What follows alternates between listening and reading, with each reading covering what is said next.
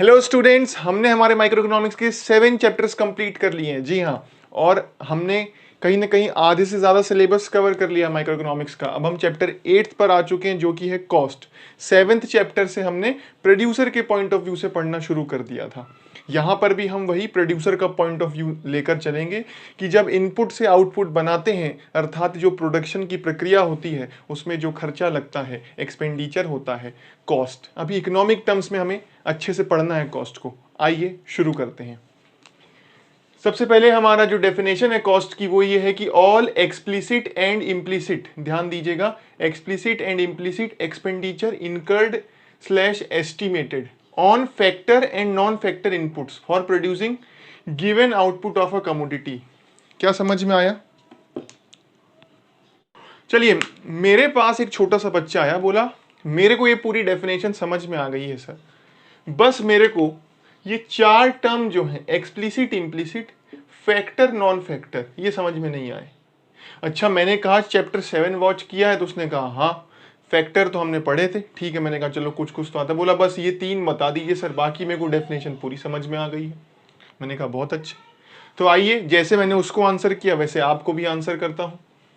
Explicit और implicit से पहले हम पढ़ेंगे फैक्टर और नॉन फैक्टर क्या होता है। देखिए, पिछले चैप्टर में हमने पढ़ा था कि शॉर्ट रन और लॉन्ग रन 2 पीरियड होते हैं। शॉर्ट रन में जो हमारे फैक्टर्स होते हैं, अर्थात मैंने कहा था प्रोडक्शन करने में जिन चीज़ों की सहायता ली जाती है उनको हम फैक्टर्स कहते हैं।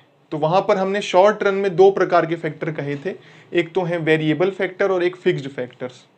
लॉन्ग रन में तो सारे ही फैक्टर्स वेरिएबल हुआ करते थे।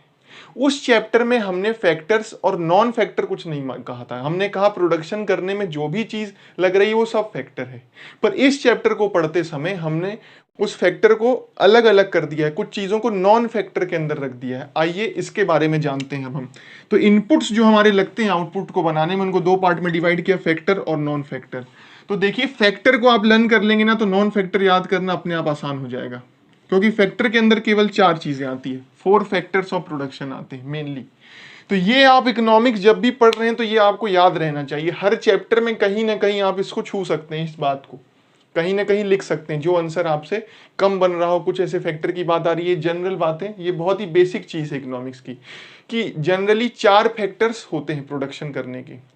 जो इकोनॉमिक एक्टिविटी हम करते हैं, एक तो कंजम्पशन हो गया, एक प्रोडक्शन हो गया। तो प्रोडक्शन करने में जो मुख्यतः 4 फैक्टर्स माने गए हैं, पहला तो है लैंड, जिसको हम रेंट देते हैं। लैंड को क्या देते हैं? रेंट दिया जाता है। लेबर को हम वेजेस देते हैं, कैपिटल को हम इंटरेस्ट देते हैं, और एंटरप्रेन्योर कमाता है प्रॉफिट। तो ये 4 factors, land, labour, capital, entrepreneur. एक बार मेरे साथ आप बोलेंगे, लैंड, लेबर, कैपिटल, एंटरप्रेन्योर। इसको लिख लीजिए, इनको याद कर लीजिए अच्छे से। तो इनको ही हमने फैक्टर माना प्रोडक्शन करने में। तो बोले सर इनके अलावा क्या लगता होगा, ऐसी क्या चीजें होंगी? अच्छा, फैक्टर्स ही मेन चीजें हैं ना, तो इनको हम प्राइमरी इनपुट्स भी बोलते हैं। इनपुट, फैक्टर इनपुट्स बोल सकते हो इनको, या प्राइमरी बोल सकते हो, क्योंकि सबसे बेसिक है। भाई एंटरप्रेन्योर ही नहीं होता तो प्रोडक्शन प्रोसेस शुरू कैसे होती? जब तक वो पैसे ही नहीं लेके आता तो प्रोडक्शन प्रोसेस शुरू कैसे होती? ठीक है। फिर नॉन फैक्टर इनपुट्स क्या होते हैं? जैसे ये रॉ मटेरियल है, इनका डिफरेंस आप पूरा यूट्यूब छान मारो, कहीं नहीं मिलेगा कि नॉन फैक्टर इनपुट्स क्या होते हैं। नॉन फैक्टर इनपुट्स वो होते हैं जिसमें आप जो चीजें यूज कर रहे हैं इनपुट्स के रूप में, वो फाइनल प्रोडक्ट में भी आपको मिलेंगी, देखने को मिलेंगी, आप उनको देख सकते हैं। जैसे मैं आपको यहां पर एक एग्जांपल लेके बताऊं कि ये डायरी है। इस डायरी को बनाने के लिए कोई एंटरप्रेन्योर भी रहा होगा, कोई कैपिटल भी लगी होगी, कोई वेजे, कोई लेबर भी रहा होगा इसको बनाने में, कोई लैंड जो थी वो भी रही होगी जहां पे इसकी फैक्ट्री रही। पर क्या इसमें कुछ दिख रहा है? उनमें से कुछ एक भी चीज नहीं। पर हमने कुछ पेपर भी यूज किया होगा, तो क्या वो पेपर दिख रहे हैं? बिल्कुल, आप देख सकते हैं ये पेपर साफ साफ इसके अंदर दिख रहे हैं। तो ऐसी चीजें जो फाइनल प्रोडक्ट में दिखें, जैसे कि रॉ मटेरियल हो गया, किसी भी रूप से रॉ मटेरियल के अंदर कई सारी चीजें आ सकती हैं, तो जो फाइनल प्रोडक्ट में दिखता है उसको हम नॉन फैक्टर्स कहते हैं। हालांकि ये दोनों ही चीजें उपयोगी हैं फाइनल प्रोडक्ट को बनाने के लिए, आउटपुट को बनाने के लिए। रॉ मटेरियल हम इसमें, इसका एक प्रमुख एग्जाम्पल है। आई बात समझ में? इसको सेकेंडरी बोलते हैं हम। ठीक है। तो हमने क्या देखा कि हम जो कॉस्ट करते हैं, कॉस्ट इनकर करते हैं, तो वो 2 चीजों पर हो सकती है। एक तो फैक्टर्स के ऊपर और एक नॉन फैक्टर्स के ऊपर। ये दोनों ही चीजें क्या, इनपुट्स, प्रोडक्शन करने के लिए जो इनपुट लगाया जा रहा है, जिसपे हम खर्चा कर रहे हो, दो प्रकार से इनपुट्स को डिवाइड किया गया, एक फैक्टर और एक नॉन फैक्टर। अब हम चलते हैं कि जो खर्चा किया जा रहा है फैक्टर या नॉन फैक्टर पर, ये हो सकता है ये फैक्टर और नॉन फैक्टर आपके खुद के हों, अर्थात एंटरप्रेन्योर के खुद के हों। उस केस में इसको क्या कहेंगे, इम्प्लीसिट। जब ये फैक्टर और नॉन फैक्टर आपके खुद के होते हैं, सेल्फ ओन्ड होते हैं, तो उनको इम्प्लीसिट कहा जाता है।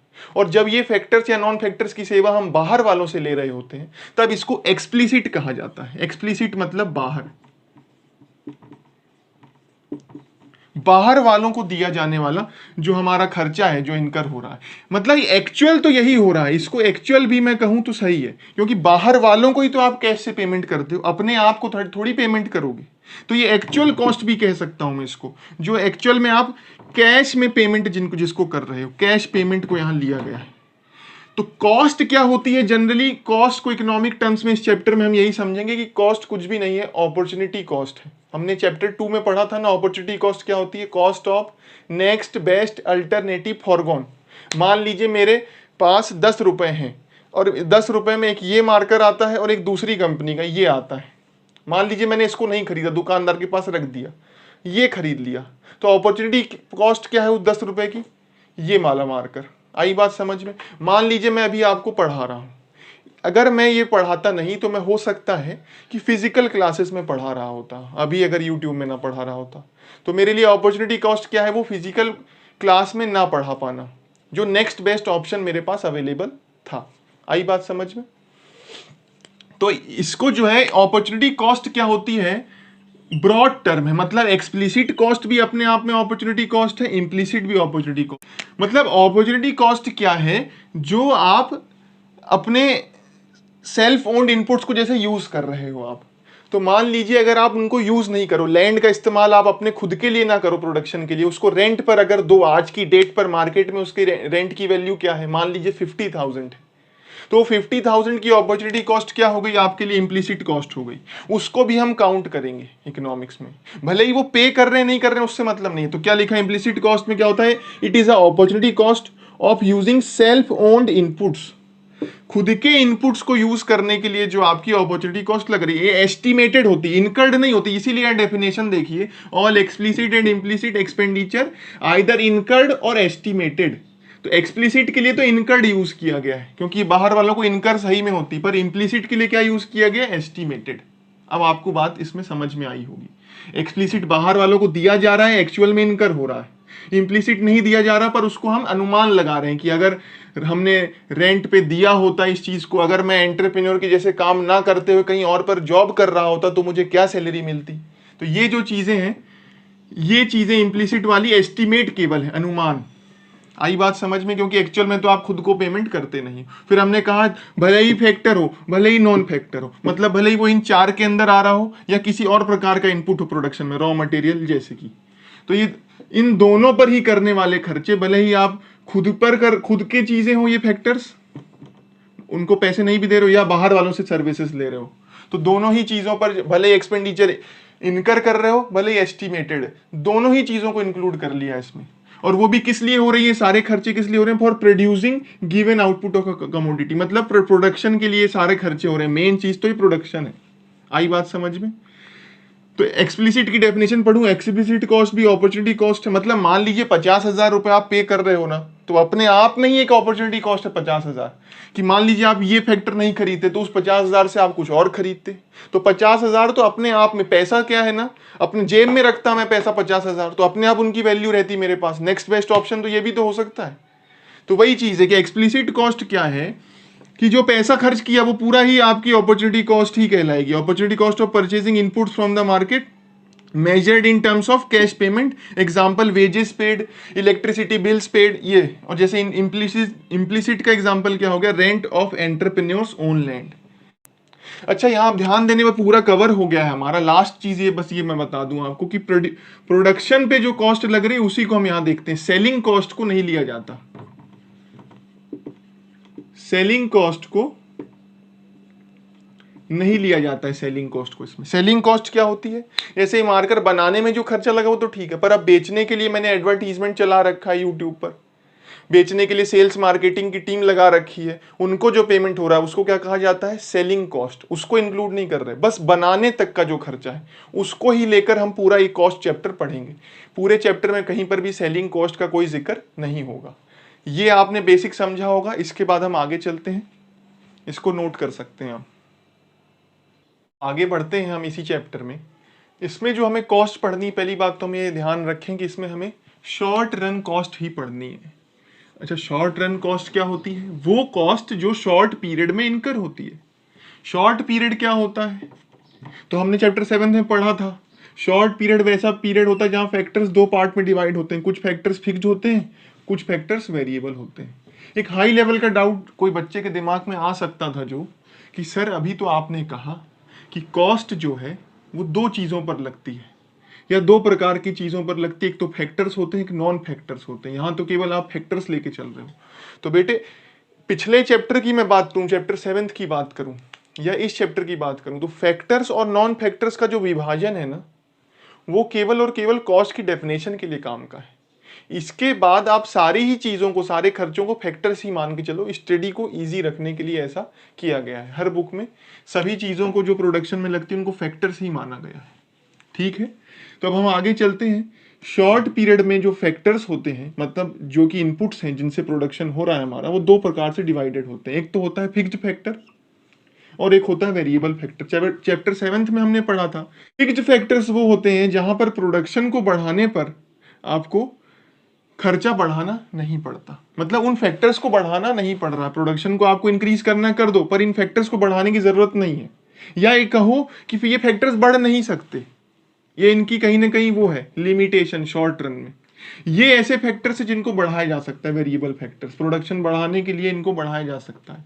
तो जो ऐसे फैक्टर्स हैं जिनको प्रोडक्शन बढ़ाने के लिए बढ़ाया नहीं जा सकता, उन पर लगने वाली कॉस्ट को फिक्स्ड कॉस्ट कहा जाता है। मतलब फिक्स्ड फैक्टर्स पर लगने वाली कॉस्ट क्या कहलाएगी, फिक्स्ड कॉस्ट।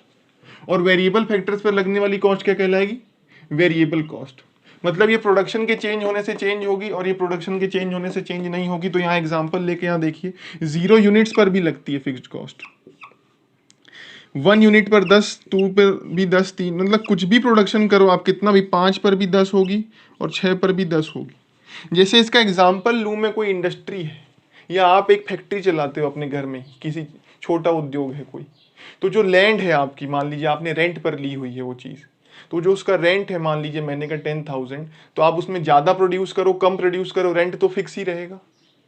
आपने एक वॉचमैन बैठाया हुआ है बाहर, परमानेंट एम्प्लॉय, जिसका प्रोडक्शन से कोई लेना देना नहीं है, वो उसकी सैलरी फिक्स ही रहेगी। इस प्रकार से आपने मैनेजर रखा हुआ, उसको एक फिक्स सैलरी दे रहे हो, वो भी वही। तो जो चीज़ें आपको करनी ही करनी है, भले ही आप फैक्ट्री खोलने जाओ या नहीं जाओ, वॉचमैन तो बाहर बैठा ही रहेगा, उसको खर्चा दोगे ही दोगे। रेंट हर महीने आपका जो मकान मालिक है जो वो रहेगा, वो लेने आएगा ही आएगा, आप उसमें प्रोडक्शन करिए या ना करिए। तो ये चीज जो है आपकी, 0 यूनिट्स पर भी फिक्स्ड कॉस्ट 0 नहीं होती, कुछ ना कुछ कॉस्ट लगती है। आई बात समझ में?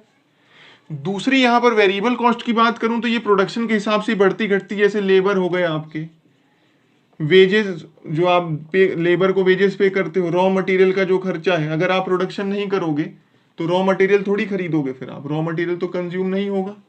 तो जैसे ये क्या है, जैसे जैसे आप आउटपुट बढ़ाते जाते हो, अर्थात क्वांटिटी यूनिट्स की बढ़ाते जाते हो, 1 से 2, 2 से 3 होती है, उस हिसाब से बढ़ता जाता है। 1 पर 10 वेरिएबल कॉस्ट थी, 2 पर 18 हो गई, 3 पर 24 हो गई। और ये भी देखने वाली बात यहाँ पर है कि यूनिट्स बढ़ाने पर बराबर नहीं बढ़ रही है ये। मतलब 1 यूनिट पर 1 लग रही तो 2 पर 20 लगनी चाहिए, नहीं, ये जो है दूसरी यूनिट पर कम खर्चा लगता है। ऐसा माना गया है कि पहले पर तो 10 ही लग रहा है अगर, तो अगले पर 8 यूनिट का ही इजाफा हो रहा है। तीसरी यूनिट एक और बढ़ाने पर कितना खर्चा लग रहा है हमको, केवल और केवल 6 रुपए का खर्चा लग रहा है। इनका डिफरेंस लेके बताना चाह रहा हूं मैं आपको। चौथी यूनिट जब हम इस पर पहुंचे तो हमको केवल यहाँ पर 4 का डिफरेंस देखने को मिल रहा है। फिर देखिए यहाँ पर एक पोजीशन ऐसी आती, जहाँ सिचुएशन ऐसी आती जहाँ कांस्टेंट हो जाती है कॉस्ट। यहाँ पर देखिए 1 यूनिट और बढ़ाई तो यहाँ पर भी 4 लग रहा था, यहाँ पर भी 4 लग रहा है, और यहां पर फिर कॉस्ट बढ़ने लग जाती है, वेरिएबल कॉस्ट की अगर मैं बात करूं तो। अब हम आते हैं कि टोटल कॉस्ट, सॉरी, इनका पहले हम फिक्स्ड कॉस्ट का कर्व समझ लेते हैं। कर्व क्या होगा, इधर पे हमने फिक्स्ड कॉस्ट ले ली, इधर आउटपुट ले लिया, कि आउटपुट के बढ़ने घटने से कोई असर पड़ता है क्या? आउटपुट 1 था तो भी इतनी थी, आउटपुट 2 था, 3 था, 4 था, जो भी आउटपुट रहा, फिक्स्ड कॉस्ट हमारी अगर 10 है तो 10 ही है। इसको फिक्स्ड कॉस्ट कहिए या टोटल फिक्स्ड कॉस्ट कहिए, बात एक ही है। ठीक है, तो ये टोटल फिक्स्ड कॉस्ट कर्व है जो कि straight line, horizontal straight line रहता है, क्योंकि आउटपुट के बढ़ने और घटने से इस पर कोई असर नहीं पड़ता। ये अगर 10 है तो 10 ही रहेगा, जीरो आउटपुट पे भी 10 ही रहेगा। यहां अगर मैं वेरिएबल कॉस्ट की बात करूं तो वहां पर जीरो आउटपुट पर कॉस्ट भी क्या रहती है? जीरो रहती है। तो यहां से शुरुआत होती है इसकी। जब हम एक आउटपुट यहां पर करते हैं तो यहां 10 होता है, ये ऐसे कर्व, ये पहला पॉइंट यहां पर होगा मार्क आपका। जब दूसरा पॉइंट हम करते हैं तो यहां पर 18 हो जाता है ये। तो ये कर्व कहीं ना कहीं ऐसा बनता है। ये क्या हो गया? Total variable cost curve. इसको मैं वेरिएबल कॉस्ट कहूं या टोटल वेरिएबल कॉस्ट कहूं? ज्यादा सही क्या होता है? टोटल वेरिएबल कॉस्ट कहना होता है। इसको भी ज्यादा सही क्या होता है? टोटल फिक्स्ड कॉस्ट होता है ज्यादा सही कहना। तो ये कर्व देखिए, दोनों में अंतर है। ये अपवर्ड स्लोपिंग कर्व है, आउटपुट के हिसाब से कर्व ऊपर जाता जा रहा है। ये ना ऊपर जा रहा है ना नीचे जा रहा है, जितना भी आउटपुट करो ये उतना फिक्स का फिक्स है। अब आते हैं टोटल कॉस्ट के ऊपर। Total cost equals to fixed cost, fixed factors पर लगने वाली कॉस्ट, और वेरिएबल फैक्टर्स पर लगने वाली कॉस्ट। अर्थात यहां अगर इसका एक फॉर्मूला बनाया जाए कि टोटल कॉस्ट क्या होता है इक्वल्स टू, तो total fixed cost plus total variable cost. आई बात समझ में? अगर 0 यूनिट्स पर कॉस्ट निकालनी है तो यहां क्या करेंगे? 10 प्लस 0, तो टोटल फिक्स्ड कॉस्ट कितनी आ जाएगी यहां पर अपनी 0 यूनिट्स पर? 10 रुपए। मतलब कि टोटल कॉस्ट 0 यूनिट्स पर टोटल फिक्स्ड कॉस्ट और टोटल कॉस्ट सेम रहती है, क्योंकि वेरिएबल कॉस्ट हमेशा क्या होती है? 0 यूनिट्स पर 0 ही होती है। केवल 0 पर ही टोटल कॉस्ट और टोटल फिक्स्ड कॉस्ट सेम होते हैं, उसके बाद कभी भी सेम नहीं होते। इनके बीच में डिफरेंस रहता है। डिफरेंस किस चीज का? इसका, वेरिएबल कॉस्ट का। आइए आगे इसको और बढ़ते समझते चलते हैं। तो जैसे आपको निकालनी है तो पहले पर आप क्या करो, मैं यहाँ पर वेरिएबल कॉस्ट को भी इसके बगल में लिख देता हूं ताकि आपको समझना आसान हो जाए। तो आइए, हमने देखा था जैसे कि टोटल कॉस्ट कुछ भी नहीं होता, total fixed cost plus total variable cost का सम होता है। तो वही चीज यहाँ पर हमें करनी है। 0 यूनिट्स पर 0 प्लस 10, 10, यहाँ पर 10 प्लस 10 20, 10 प्लस 18, तो यहाँ पर आ जाएगा 28, यहाँ पर 24 प्लस 10 34, यहाँ पर आ जाएगा 38, यहाँ पर 42 और यहाँ पर 48। तो यहाँ ध्यान देने वाली बात यह है कि टोटल कॉस्ट ओवरऑल या टोटल वेरिएबल कॉस्ट कहूँ, दोनों ही इंक्रीज होते जा रहे हैं। पर यहां पर भी ध्यान देने वाली बात यह है कि पहले दोनों की बात मैं करूं तो ये दोनों एक ही चीज है, कहीं ना कहीं ये दोनों में मिलता जुलता ही संबंध देखने को मिल रहा है। बस इनके बीच में 10-10 का डिफरेंस है। जो भी हमारी फिक्स्ड टोटल फिक्स्ड कॉस्ट रहेगी ना, इसका ही डिफरेंस है बस इनके बीच में। बाकी ये टोटल कॉस्ट उसी दिशा में बढ़ रही है, उतनी ही रेट से बढ़ रही है जिस रेट से ये बढ़ रहा है, बस 10 का अंतर रखते हुए। आई बात समझ में? या जो भी हमारी टोटल फिक्स्ड कॉस्ट होती, मान लीजिए 20 अगर होती तो 20 का अंतर रखते हुए ये उतनी ही स्पीड से बढ़ती है।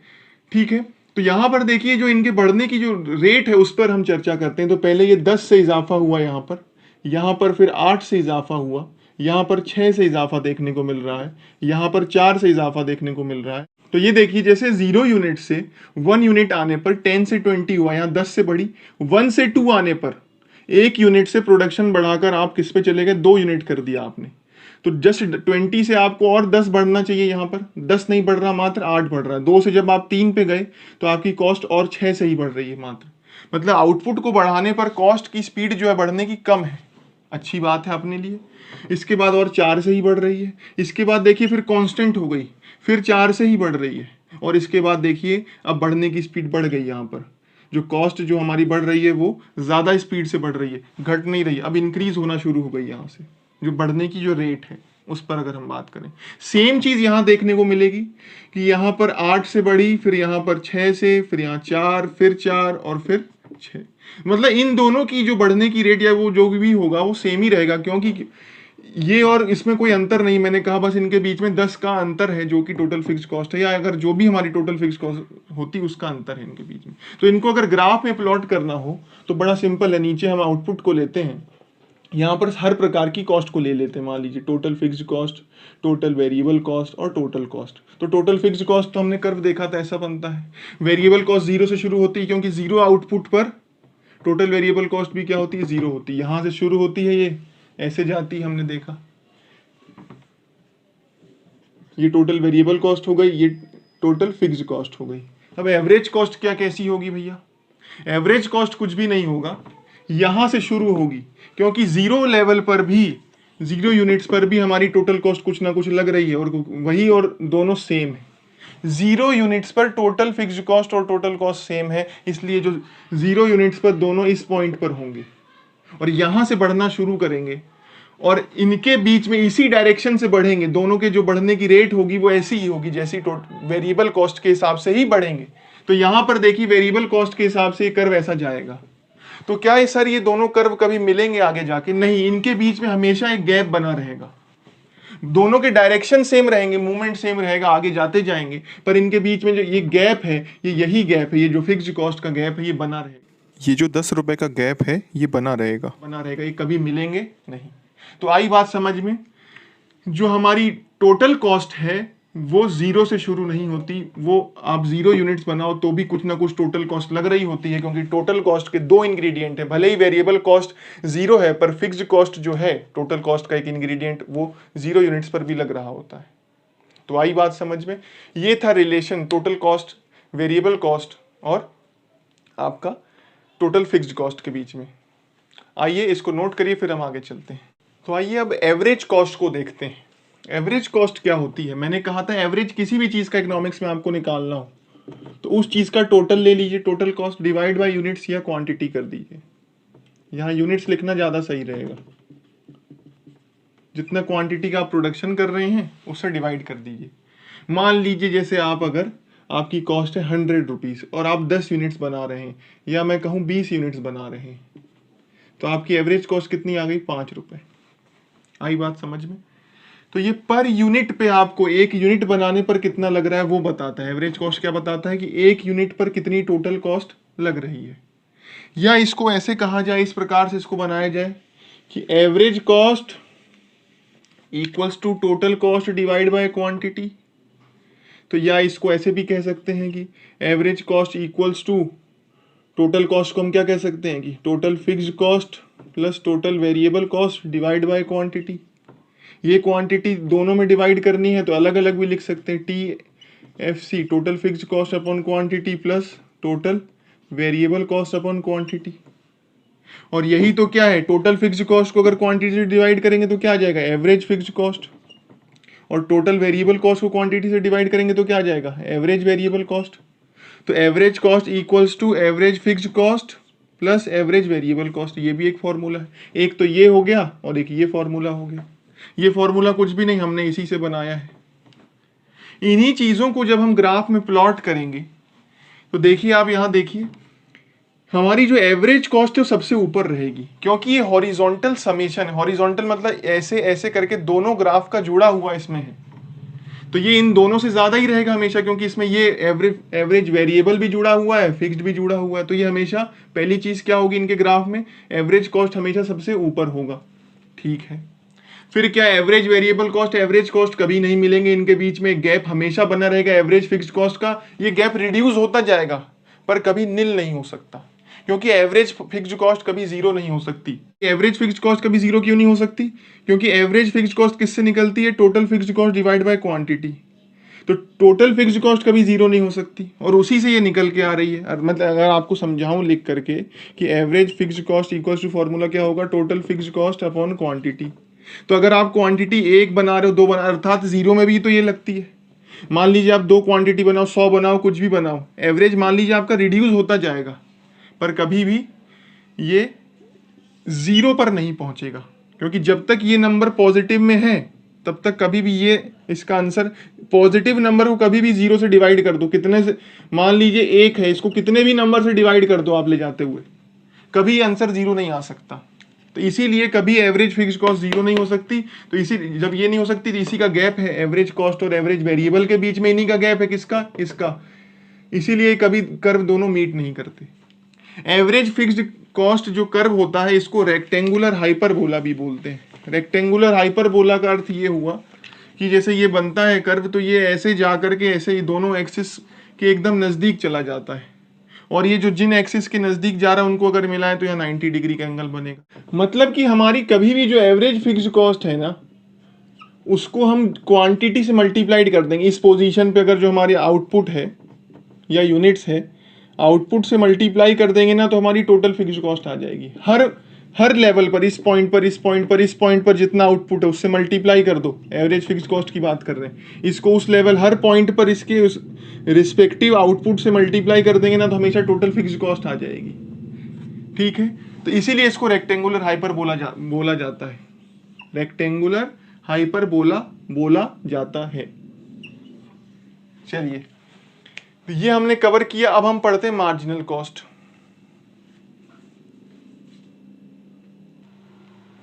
मार्जिनल कॉस्ट पढ़ने से पहले इसमें एक क्वेश्चन आता है हमारे कि why average cost curve is U shaped. हमारा जो कॉस्ट कर्व होता है वो ऐसा होता है, तो why it is U shaped. ये इस वजह से है कि हमने जैसे जो चैप्टर 7 पढ़ा है उससे डायरेक्टली रिलेटेड वहां जो लॉ ऑफ वेरिएबल प्रोपोर्शन आया है। लॉ ऑफ वेरिएबल प्रोपोर्शन क्या कहता है कि शुरू में जब आप कॉस्ट लगाते हो तो आपका आउटपुट अच्छी स्पीड से बढ़ता है। अच्छी स्पीड से बढ़ रहा है अर्थात पर आउटपुट कॉस्ट आपकी कम लग रही है। पर आउटपुट कॉस्ट आपकी क्या लग रही है? कम होती जा रही है। पर एक समय क्योंकि ये आपका इंक्रीजिंग रिटर्न दिखाता है। क्या दिखाता है? ये आपका जो कॉस्ट घटती जा रही पर लेवल ऑफ आउटपुट, ये वाली स्टेज है, 3 स्टेजेस ऑफ प्रोडक्शन थी ना, तो ये इंक्रीजिंग जो है आपकी रेट बता रहा है कि इंक्रीजिंग रिटर्न्स आपको बता रहा है। ठीक है, उसके बाद कांस्टेंट हो जाता है इस पोजीशन पे आके, जहाँ ना आपको आउटपुट बढ़ाने पर आपकी कॉस्ट जो है ना बढ़ेगी ना घटेगी, उसी बराबर रहेगी। उसके बाद ये डिमिनिशिंग रिटर्न दिखाने लग जाता है, इसलिए कॉस्ट बढ़ती जाती है आउटपुट बढ़ाते ही। हल्की सी आउटपुट बढ़ा रहे हैं, कॉस्ट ज़्यादा बढ़ती जा रही है। तो पहले कॉस्ट रिड्यूस होती जाएगी पर आउटपुट, फिर कांस्टेंट रहेगी पर आउटपुट, और फिर बढ़ती जाएगी।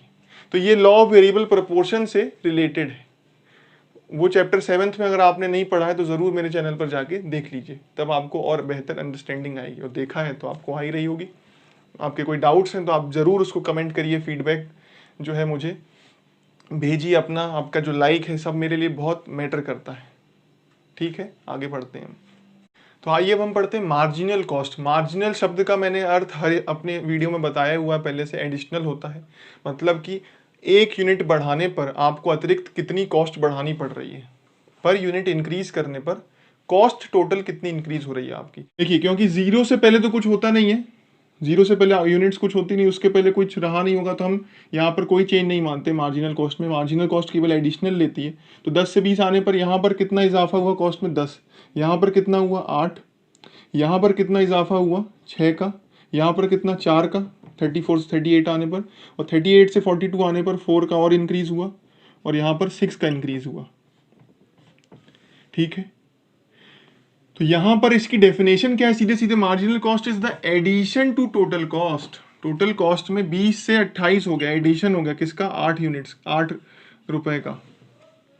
ठीक है, due to the addition of 1 more unit of output. यहाँ 1 आउटपुट से एक आउटपुट आपने बढ़ा दिया, तब जाकर आपकी मार्जिनल कॉस्ट जो है वो आपको ये दर्शा रही कि टोटल कॉस्ट में कितना इंक्रीज देखने को मिल रहा है। 20 से 28 हुआ मतलब 8 का इंक्रीज, यहाँ 28 से 34 हुआ मतलब 6 का इंक्रीज। यहाँ पर फिर एक यूनिट आपने बढ़ा दी, तो पर यूनिट आपको बढ़ा, 1 यूनिट ऑफ आउटपुट बढ़ाने पर आपको कितना अतिरिक्त खर्चा करना पड़ रहा है, वही आपकी मार्जिनल कॉस्ट होती है। फॉर्मूला क्या लिखते हैं मार्जिनल कॉस्ट का? हर इसका सिंपल है, किसी भी चीज का वो TC n minus TC n minus 1। ये फॉर्मूला आपने कई जगह देखा है। मतलब जिस पॉइंट पर आपको मार्जिनल कॉस्ट निकालना है वहां की टोटल कॉस्ट देखो 28, और जस्ट उसके पीछे वाली जो आपकी टोटल कॉस्ट है उसको रिड्यूस कर दो। 28 माइनस 20 किया, कितना आ गया? यहाँ पर 8 आ जाएगा। तो ये आपकी इस लेवल पर ये आ गया मार्जिनल कॉस्ट। ये एक तरीका हो गया निकालने का। दूसरी चीज मैं क्या कहता हूं कि मार्जिनल कॉस्ट कुछ भी नहीं है, it is just, sorry, total variable cost कुछ भी नहीं है, it is just summation of marginal cost. देखिए, जैसे अगर मेरे को 4th लेवल ऑफ आउटपुट पर वेरिएबल कॉस्ट निकालनी है और मेरे को वेरिएबल कॉस्ट नहीं दी है, तो आप क्या करिए, यहां से लेकर के 4th यूनिट तक का ये जोड़ दीजिए। 10 + 8 18, 18 और 6 24, 24 और 4 28। मतलब जिस लेवल तक का ये जो है जोड़ने पर आता है ना, वही वेरिएबल कॉस्ट होती है। जैसे इस लेवल पर निकालना 28 4 32, मतलब टोटल वेरिएबल कॉस्ट का अपना कोई वजूद नहीं है, ऐसा कह सकते हैं कि इसकी जो समेशन है वही ये है अपने आप में। मतलब कि टोटल कॉस्ट में जो भी इंक्रीज या डिक्रीज देखने को मिल रहा है, वो पूरा का पूरा इंक्रीज या डिक्रीज किसकी वजह से? वेरिएबल कॉस्ट की वजह से ही है, क्योंकि फिक्स्ड कॉस्ट तो फिक्स्ड ही रहती है। वो तो 10 थी, 0 पर भी उसके बाद बढ़ी नहीं है, वो वही 10 ही कांस्टेंट है। तो इसके मतलब क्या हुआ कि टोटल कॉस्ट में जो भी इजाफा हो रहा है, अर्थात इजाफा क्या होता है? वही मार्जिनल कॉस्ट, वही क्या है? आपकी टोटल वेरिएबल कॉस्ट ही है। सारे इजाफे को जोड़ दो अगर, तो पूरा का पूरा इजाफा क्या कहला जाएगा? आपका टोटल वेरिएबल कॉस्ट कहला जाएगा। ठीक है। मार्जिनल कॉस्ट का एक और फॉर्मूला होता है, change in total cost upon change in output या यूनिट्स या क्वांटिटी ले लेते हैं यहाँ पर। दूसरी चीज देखने वाली क्या है कि मार्जिनल कॉस्ट पहले 10 से बढ़ा, फिर 8 से, फिर 6 से, फिर 4 से, कांस्टेंट होते होते 4, फिर 6 पर आ गया, और अगर आगे जाते तो फिर 8 से बढ़ता, ऐसे। मतलब कि पहले मार्जिनल कॉस्ट रिड्यूस होता जाता है पर यूनिट, कांस्टेंट होता है, फिर ऊपर जाता है, फिर बढ़ता है। ये भी कैसा? यू शेप्ड ही बनेगा। इसका कर्व भी कैसा बनेगा? यू शेप्ड ही कर्व बनेगा। आपका कहें तो ऐसा, इधर मार्जिनल कॉस्ट, इधर आउटपुट। क्लियर है? कोई भी डाउट्स हो आप कमेंट में पूछ सकते हैं, हम आगे चलते हैं फिर।